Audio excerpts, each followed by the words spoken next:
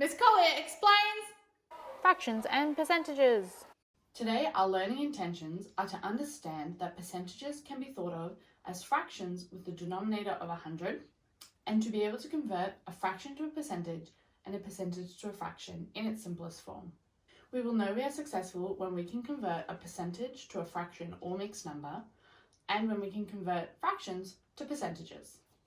We are now going to look at fractions and percentages and see the relationship that they have between them. As you could have guessed, percentages are everywhere in our life, and I'm sure you could name a couple of ways that you've seen them in your everyday life.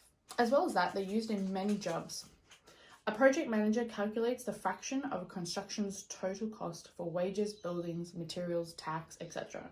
To easily compare these fractions, they are changed to a percentage of the total cost. So percentages can be used to easily compare parts of a whole. Interest rates, discounts, test results, statistics, these are just all a bunch of different ways that we can see percentages in everyday life. Percentages and fractions are very closely linked. They actually represent the same information. Both percentages and fractions are representing part of a whole. When using fractions, the fraction represents a part of one whole, whereas percentages look at the whole as being 100 and how much of the 100 do you have. Therefore, we can think of percentages as a fraction with a denominator of 100. So if we had 87%, that means that if we divided something into 100, we would have 87 of them, just like the fraction 87 over 100. Let's look at our key ideas. This is the symbol for percentage, and it means percent. We know that cent means 100. Cents are out of 100, centimeters is out of 100, century is 100 years. So the word cent in Latin means 100. So therefore, per cent comes from the Latin word percentum, which means out of 100. The other thing that sometimes people say about the symbol is that it kind of looks like a fraction. You've got your line and your numerator and your denominator. And that's a good way to kind of remind you that they are connected. If we have a percentage and we want to write it as a fraction, it is quite easy. Because percentage means out of 100, we can just write the percentage over the denominator of 100. For example, if we had 37%, we could write 37 over 100. Obviously, we would then check if we can simplify, but in this case, we can't. So that's our answer. We can also convert fractions into percentages, but it does take a couple more steps. We have two ways to do this. If the fraction is quite basic and we can find equivalent fractions up to 100, then it's kind of easy. For example, here I have 1/4, and I've got to think I want to get to the point where For example, here I have 1/4, and I want to get to the point where my fraction is over 100. So I think to myself, how do I get from 4 to 100? And that would be times by 25. Whatever I do to the bottom, I have to do to the top, and 1 times 25 is 25. Now I have the fraction of 25 out of 100. Out of 100 means percent, meaning that this is 25%.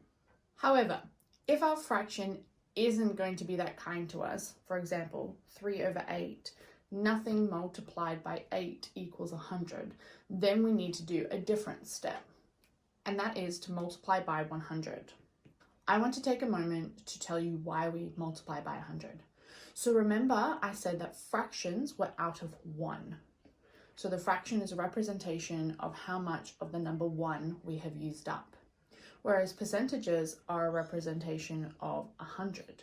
How much of 100 have we used up? In both cases, we're still representing part of the whole, but in fractions, it's a 1, and in percentages, we're trying to make it a whole number by making it out of 100. Therefore, if we want to turn the fraction into a percentage, how did we get from 1 to 100? We multiply by 100. So that's why if we multiply a fraction by 100, it turns into the percentage.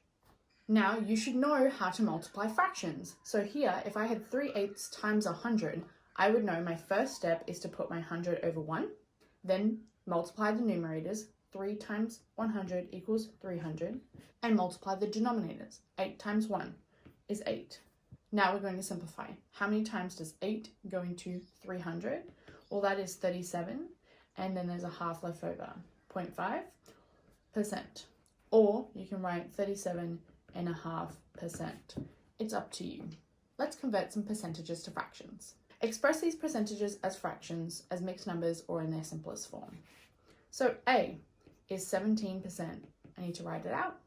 Then percent means out of 100, so that's 17 out of 100. Can I simplify? No. B, 36%. That equals 36 over 100. Can I simplify? Yes. I'm going to divide them both by 4 to give me 9 over 25. C, 140%. Now we can have percentages that are larger than 100, just like we can have fractions that are larger than 1. So percent still means out of 100, so we've got 140 out of 100. Can that be simplified? Yes. I can divide them both by 20 to give me 7 over 5. That can then be simplified into a mixed number. How many times does 5 go into 7? That's 1, and 2 over 5 left over. You try to convert some percentages to fractions. Let's quickly go through these answers. 39% equals 39 over 100. That can't be simplified. B, 42%, that's 42 over 100.